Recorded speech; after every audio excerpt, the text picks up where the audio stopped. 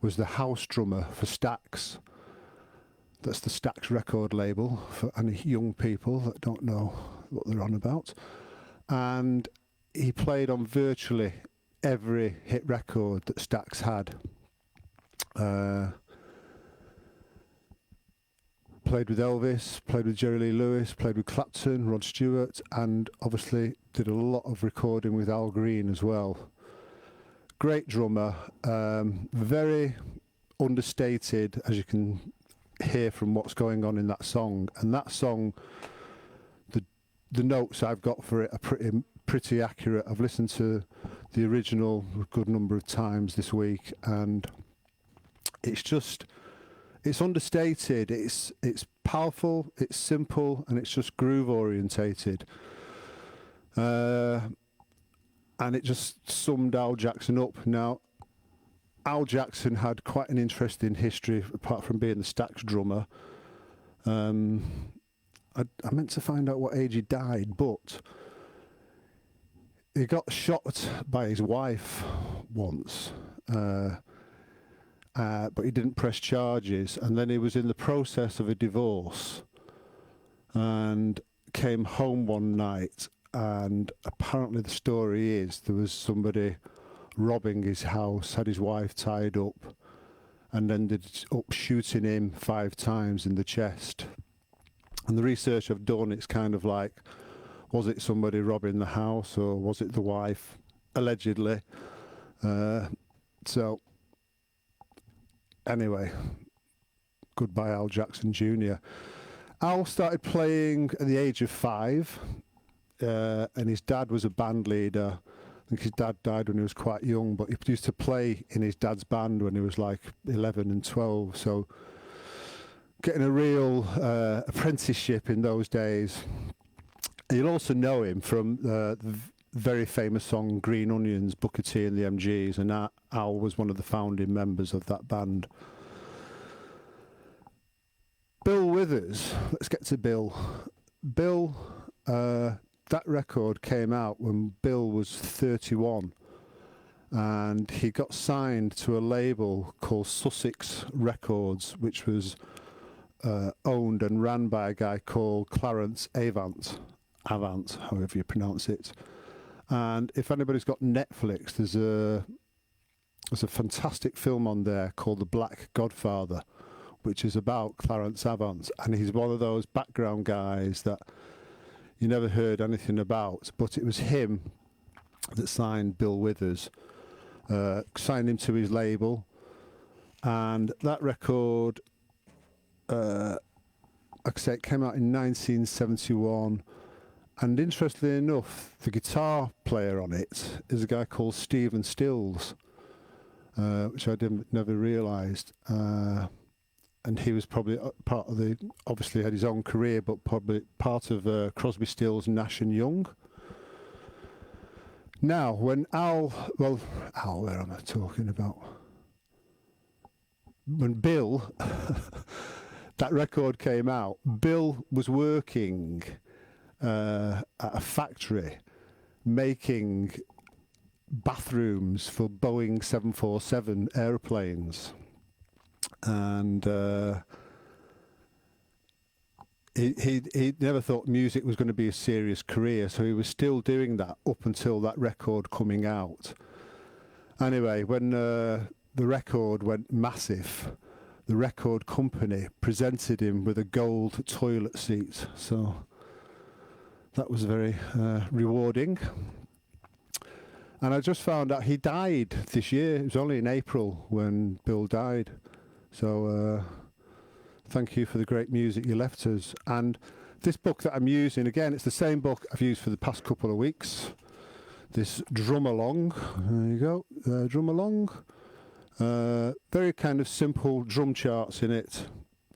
But, you know, they've got all the detail there that you need. Let's just see.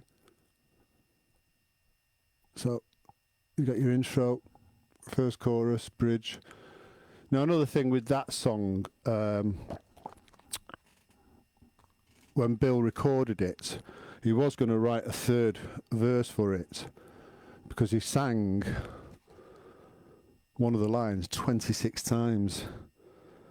But everybody liked it so much, they left it as it was. Okay, let me have a look at, see who's come in here now, and see if have we got any questions? Anybody? Questions? Hell of a haircut. You've less hair than me now. That's for David Clough. Toby in the house. Steph's in the house. That's great. Steph Rose is a singer, songwriter with a band I play with called Dovetails. You can check them out on Spotify or iTunes. Dovetailsband.com, that's the website.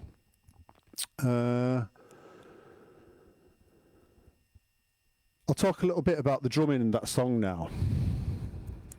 And like I say, I've been listening to it quite a lot this week and just getting into the feel for it. Just a steady first 8 bars, it's just the vocals and guitar.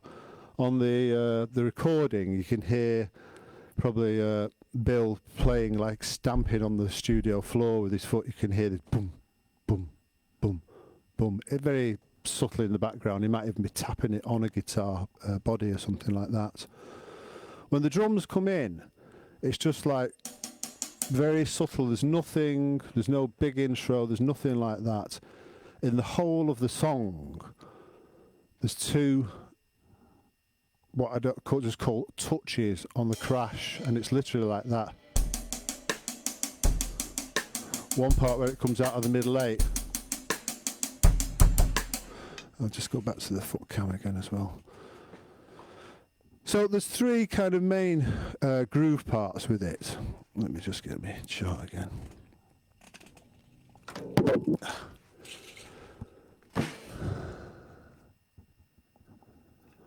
Buonasera, Oscar Joyce. Nice to have you in my company again. Lockdown fever at the moment.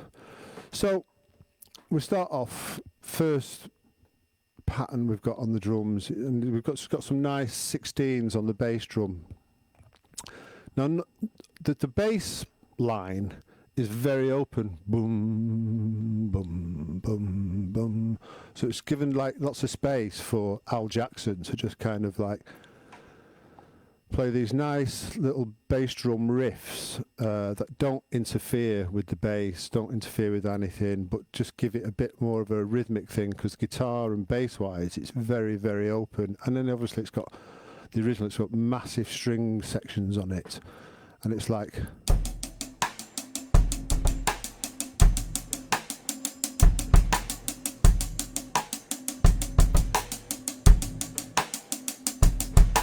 one, 2, 3 and a 4. 1, 2. So we've got 2 offbeat 16th notes on the so 3 E and A4, 3 E and A4, which gives it that nice bit of a kind of a funkiness, but just like a nice. So when you play this, it's like just wants a nice bit of weight in that bass drum without it being, nothing is forceful whatsoever. And then in the bridge part, we've got this like it just repeats this pattern round and round and round. It's what.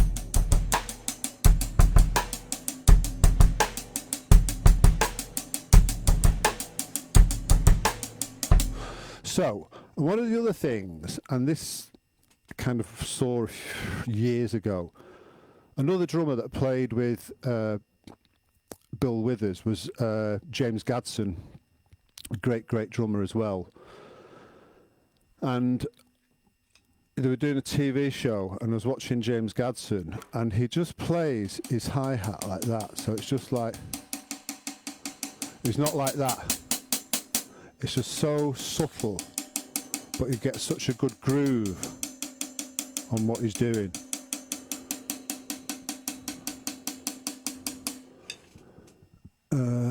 Somebody's asking when our next rehearsal is. Next year, probably. So,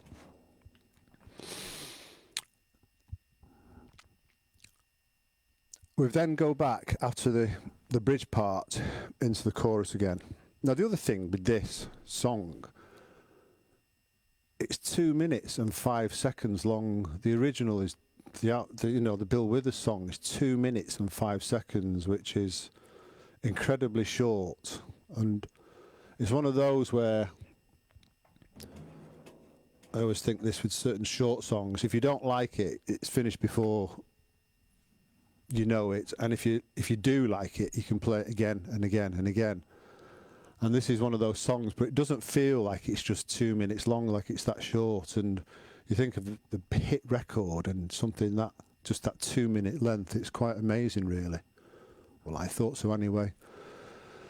So, Emma Joyce in the house now. It's a bit like a family gathering, this. This is good. Got nephews in the house. It's more family than I've seen for ages, this. Jodie, Samantha. Excellent, excellent. Right, has anybody got any questions? I feel like I'm just talking away a bit here and wondering what to say next. It's very strange, this, doing this live thing in an empty room. So I kind of like, it's good if I get a question because then I can answer it.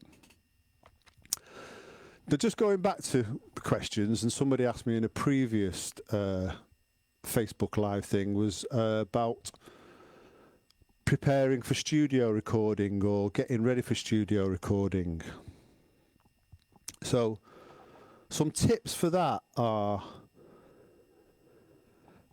sometimes if it's a big special recording and you want to get things right, get some new heads on, get everything tuned up really nicely. Check for instance, your bass drum pedal and your hi-hat pedal, and make sure you've not got anything squeaking. Make sure your equipment is in good condition, and most importantly, make sure you know what you're doing. Time is money in a recording studio, so go in prepared. Practice and practice and practice. And as I heard a saying recently, it's not practicing until you get it right, it's practicing until you can't get it wrong. So I thought that was very very deep. Okay, so who else have I got? Oh, I've got Etta and Woody in the house as well. Hello. Etta's my granddaughter. Lots of love, missing you. Mark and Jack, great. This is really good. I'm running out of things to say. I think what I'm going to do, I'm going to play this one more time. I've gone through some of the bass drum parts. You can have a look now what I'm doing. In fact, I'll give you an overhead view, and I'll put that on. So it's going to be quite a short one tonight. And I'm going to play this song again, and then I'm going home. Oh, actually, I haven't finished yet. Just remembered. Please share this. Share it with your friends. I'm also putting the recording of this onto YouTube. So for any of you mates who don't have Facebook or don't do Facebook, this is on YouTube as well. I usually put it on the day after or something like that. And next Monday, I'm doing a YouTube live, and that's going to be it's your very first drum lesson. So you've just got your Christmas present, your brand new drum kit. You haven't got a clue what to do, what to play. It's going to be lesson 101. So that's 6 o'clock on Monday. Chris Joyce Drums on YouTube Live. Be great if you could join me again then. I'm trying to do these things regularly and keep it interesting. If there's anybody got any questions, please get back to me, let me know. Oh, Theo and Ida are watching as well. Hello, Theo and Ida. They're in Teswall, over on the Wirral. So we really are. Right, have I gone through the hi-hat pattern on the chorus? Yes, I have, because the hi-hat pattern doesn't change. It stays 16s, 1E and a 2E and a 3E and a 4E and a 1E and a 2E and a 3E and a 4E and a 1E and a 2E and a 3E and a 4E and a...